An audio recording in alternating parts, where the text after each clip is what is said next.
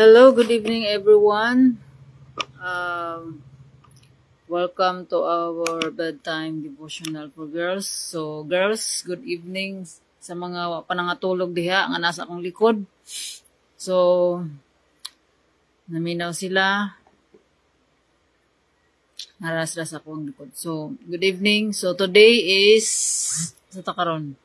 Today is the last Monday of December and the last Monday of 2024. So today is December 30, 2024 o karon is Monday o karon ika-day 336 ato ang devotional. So ang atong topic is about a pure heart. So a pure heart, ang word na adiniya sa Proverbs chapter 4 verse 25 na nag-ingon, keep your eyes focused on what is right and look straight ahead to what is good. So let us pray.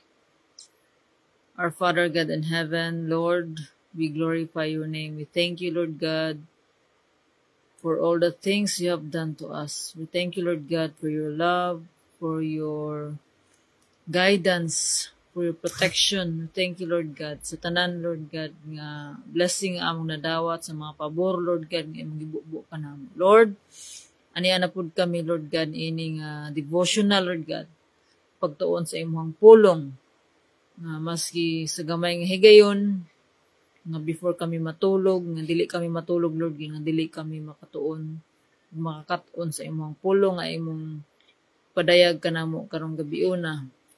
Lord, help us, Lord God, to be always in your presence. Help us, Lord, to be the person you want us to be. Wala kami mahimong, wala ikaw, Lord God. Tabangi kami kung ay among panabang na ikan diha kanimo. Dili kami dili ini posible, Lord God, kung dili pinaagi sa imong tabang o sa imong grasya. Lord, mamuhat ka, Lord God. Mga panglihok ka sa mata ko sa Lord God.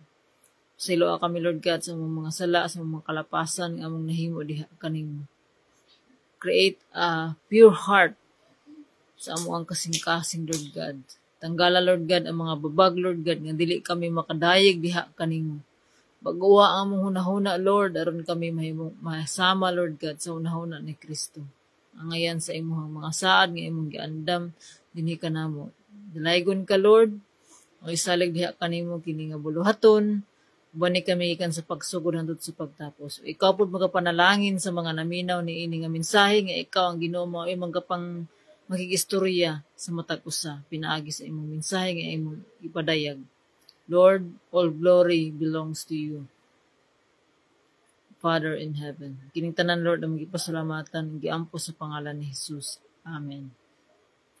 So, mayong gabi, a pure heart. So, God is good all the time, and all the time God is good. So, a pure heart. So, what does a pure heart means? So, where does a good attitude begin? So, where does a good attitude begin? It starts in our hearts and works it's out from there. So, gikan sa tong kasing-kasing, Jesus taught us that a pure heart is a wonderful blessing. So, ingon ni Jesus sa Matthew chapter 5 verse 8, blessed are the pure in heart, for they shall see God. So, it's up to each of us to fill our hearts with love for God, love for Jesus, and love for all people. When we do, good things happen. Sometimes, of course, we don't feel much like feeling good. Sometimes when we're tired, or when we're frustrated or angry, we simply don't want to have a good attitude. On those days when we're feeling bad, it's time to calm down and rest up. Do you want to be the best person you can be? Then you shouldn't grow tired of doing the right things. You shouldn't ever grow tired of thinking the right thoughts. So, a pure heart. So, magikan kini ang pure heart from our decision. When we believe in Jesus, when we receive Jesus as our Lord and Savior sa ato ang kinabuhi, ang Ginoo magahatag sa iya ang Holy Spirit dinhi kanato ug magtabang kanato to have a pure heart to do the things that God wants us to do. So, ingon pa sa Proverbs chapter 4 verse 20, keep your eyes focused on what is right. So, makahimo ta sa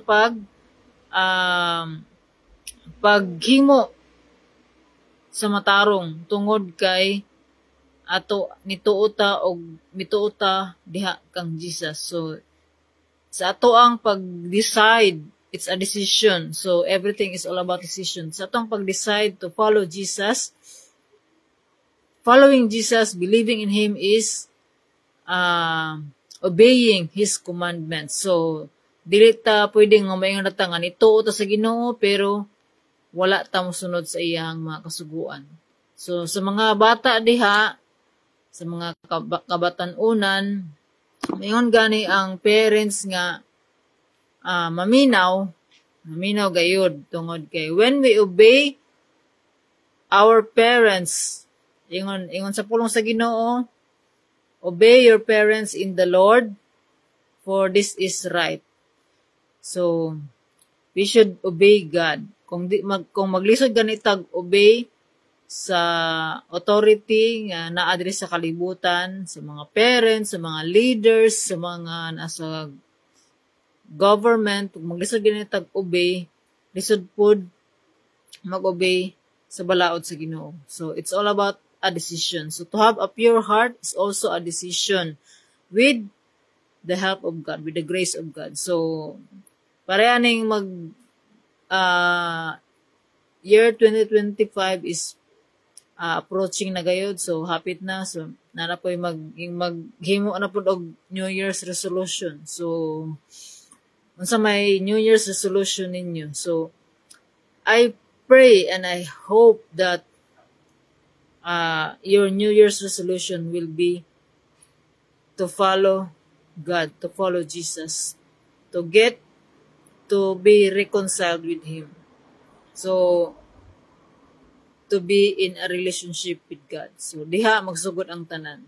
So, kumayo ato ang relasyon diha sa Ginoo, ang atong relasyon diha sa Ginoo, if we have a good relationship with God, we are spending time with Him through our prayers. So, dili nga kutob lamang ta sa mga mugbo ra nga kuan. So, maningkamot ta nga tanan natong mga dili lamang para sa tong kaugalingon atong iampo, kundi para sa tanang mga tao nga nanginahanglan og mga pag-ampo nato. So kay ang tao, the prayer of the righteous person, mao kini usa sa dunggon sa Ginoo. So ingon pud sa katong sa pulong sa Ginoo nga dunggon sa Ginoo ang mga pag-ampo sa mga matarong nga mga tao. So are we righteous? Nahimo tang righteous pinaagi sa grasya sa Ginoo through Jesus Christ. So sa ato ang pagtuo diha sa Ginoo, God created a pure heart. So ato ning pangayoon, ato ning ampo sa Ginoo, Lord, create a pure heart in me, a clean. Ingon pa sa Psalms 51 verse 10, ingon ni David, create in me a clean heart, O God. So, ang atong kasing-kasing daghantag mga, ang Ginoo nakakita sa atong kasing-kasing, ang tao dili. Pwede ta makapamakak sa tao, but in God's eyes, dili gyud ta wagyoy malilong, wagyoy masikreto diha sa Ginoo. Tungod kay ang tanan, kay balutanan ang Ginoo, even our intentions sa to ang nasa kasing-kasing. So magikan diri sa ato ang mind. So unsa atong ginafeed sa atong mind, kung ang pulo sa Ginoo atong ginafeed sa atong mind, mao po ni ang magawa sa atong sa ato ang musod sa atong kasing-kasing, mao ni magawa sa atong baba. Kung atong i-feed atong mind with sa mga butang diri sa kalibutan, sa mga dili maayo sa mga dili maayo nga mga butang, unsay i-expect nimo nga mogawa sa imong baba, di ba? Dili maayo. So mao kini nga the battle is in our mind. So when we decide to follow God, ato yung maningkamot ta nga mahimong putli ang atong kasing-kasing ang dili masaway atubangan sa Ginoo. So mao na ato ang paningkamutan hangtod sa pagbalik sa Ginoo. Because God will judge our hearts and our thoughts and our actions. So ang Ginoo, ang tao makakita kung unsa ang ato ang physical nga appearance, kung unsa atong actions, but God judges our what's inside our hearts. So yung sa Proverbs chapter 4 verse 23, keep your heart with all diligence. So for from it flow the springs of life. So kung sa kuan pa sa Bisaya pa, nagikan diha sa ato ang mga kasing-kasing.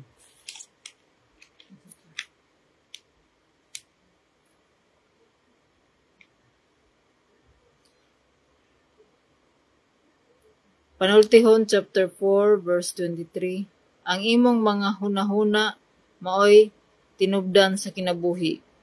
Busa bantayi sila ingon nga labing bililohon mong bahandi.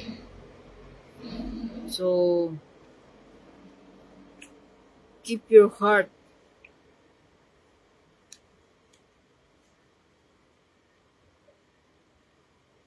Ang sunod diri ayaw gayud pagbutang-butang o pagsultig bakak. So tungod tutok diretso sa unahan uban sa pagsalig, ayaw pagduko tungod sa kaulaw. So ang Ginoo nagtudlo kanato. So karong gabion na ang Ginoo nagtudlo kanato to have a pure heart. Maningkamot ta nga pinaagi sa ato ang pagsunod diha sa Ginoo. So ang ato ang kinabuhi diri sa kalibutan mubura. So kita nga mituo diha sa Ginoong sa Ginoong Hesus nga siya nagpakatao, namatay ug nabanhaw para lamang ta maluwas. Hindi sa katong nituo ug midawat diha sa Ginoo nanglan mosunod sa iyang kasuguan. Kay ingon ni Jesus, if you love me, you will keep my commandments. If you love me, you will obey my commandments. So unsang mga ning mga commandments naghihatag sa Ginoo kanato. So kita gihimo ta sa Ginoo para sa Ginoo. So ato na pong balikon ang atong purpose. Matthew chapter 22 nga nag-ingon unsaon nato pag inherit sa eternal life. So unsaon nato nga maato ta sa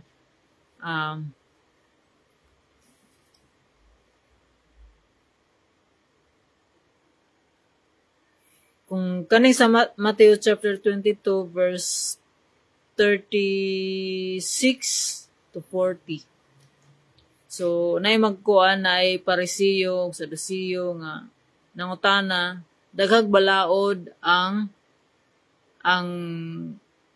kaniadto sa balaod ni Moses, daghang mga balaod. Nangutana sila unsa ang labing dakong sugo sa balaod. So mo kini ang giingon. So diri magikan kung unsa ang atong purpose atong kinabuhi.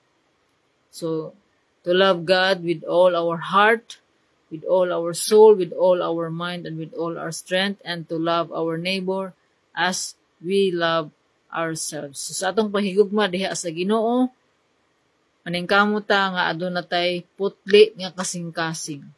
So whatever man nga dili makapahimuot, makahatag og kalipay sa Ginoo, ato kining ipatanggal sa Ginoo. So God wants our full devotion. Dili nga 50-50 ra atong ihatag sa Ginoo, 50 diri sa kalibutan, 50 diri sa Ginoo.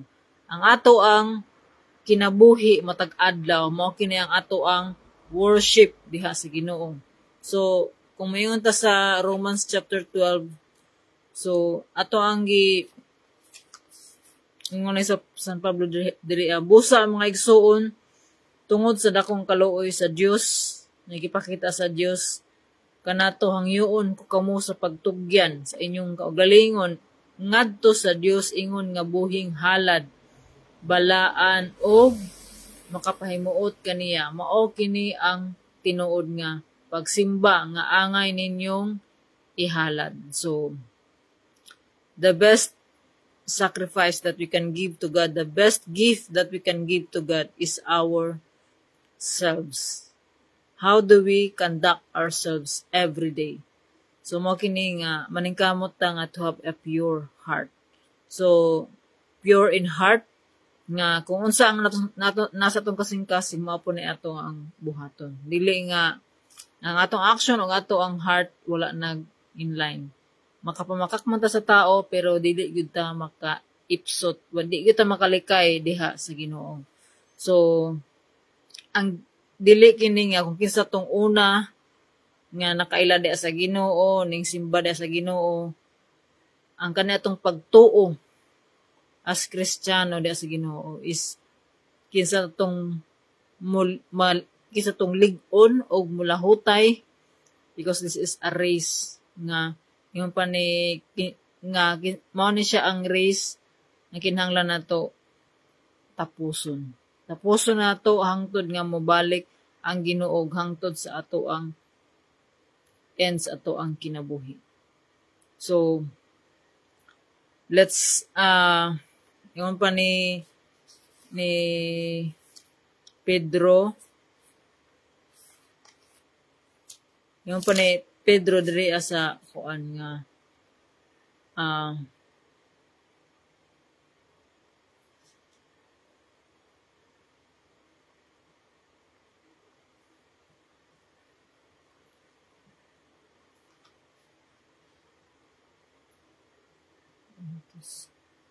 anang dili ta nga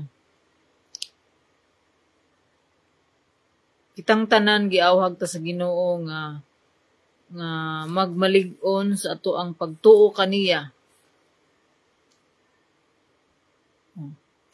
2 Peter chapter 3 verse 14 nga nag-ingon, busa mga hinigugma samtang nagpaabot kamo nianang adlaw. So adlaw nga mabalik ang Ginoo. So paningkamot kamo pag-ayo nga mahimo kamong putli og dili masaway sa Dios ug may pakigdait kaniya. So putli og dili masaway. So mao na siya ang pure heart. So maningkamot ta dili ta mong tan-aw sa abang mga tao, ilahan ng kinabuhi og dili ta makapausap sa tao. Ang atong mapakita sa tao, mahatag sa tao is ang ato ang gugma nga gikan sa Ginoo. So sa ato ang kagalingon, so maningkamot ta nga mahimutang putli ug dili masaway atubangan sa Ginoo. God knows every intention sa pagkasing-kasing. Masiga ning wala pa nato gihuna-huna kay balon na tanan ang Ginoo. So karong gabi una ang Ginoo nagtudlo kanato to have a pure heart nga sa ato ang pagpaabot sa second coming sa Ginoo. So from the first coming of Jesus to the second coming, God is preparing us for His second coming. So everything that we experience, everything that we encounter, adunay purpose ang Ginoo para kanato to build our faith, to build our character. Mahimo tang putli ug dili masaway atubangan sa Ginoo ug magmalahutay ta sa ato ang pagtuo diha kang Kristo. So maningkamot ta nga mahimo tang tanan natong ginabuhat makahatag og kalipay diha sa Ginoo. Kay when we have a pure heart, all that we do will bring glory and honor to God. So to God be all the glory. So let us pray. Father God in heaven, we thank you, Lord God, for your word. We thank you, Lord God, for reminding us, Lord, on how to live this life, Lord God, to have a pure heart, Lord God, that is pleasing to you, that gives glory and honor to you. Lord, wala kami mahimo o wala ikaw, Lord God. Tabangi kami, Lord God, tungod kay kami nga makasasala, Lord God. Dili kami makapakyas kami diha kanimo, Lord. Tabangi kami, Lord God. Tanggala, Lord God, whatever man nga dili makapahimuot sa among kasing-kasing. Tanggala, Lord, ang mga kinaiya nga dili mga babag, Lord God, nga dili kami makadayag diha kanimo. Father God, salamat, Lord God. Nini imong pulong. Salamat, Lord God, sa imong pag-uban kanamo, Lord. Wala kami mahimo. Wala ikaw. Tabangi kami sa kanunay. Ang magmalaho tayon sa among pagtuo diha kang Kristo. Tabangi kami, Lord God, nga imo kaming lig-unon, Lord God, sa among mga pagsulay nga among na-experience, na encounter, Lord God, sa among kinabuhi. Lord, sa mga naminaw ni ini nga pulong, kani nga mensahe, Lord God, ikaw ang Ginoo, Lord God, nga may magapanalangin kanila. Palambua sila, Lord God, sa ilang pagtuo diha kanimo, Lord God. Ikaw bag-o, maghatag og pure heart, putli ang kasing-kasing kanila, Lord God. Ikaw makabag-o sa ilahang hunahuna. Lord, yung tanan, Lord God, para sa imong himayaan. Dalaygon ka, Lord, sa way katapusan, ang tanan dungog, himayag mga pagdayig, kanimo lamang amahan nga naa sa langit. Yung tanan, Lord God, among gipasalamatan sa pangalan ni Jesus. Amen. Amen. So, mayong gabi, good night, God bless, and see you tomorrow. Bye.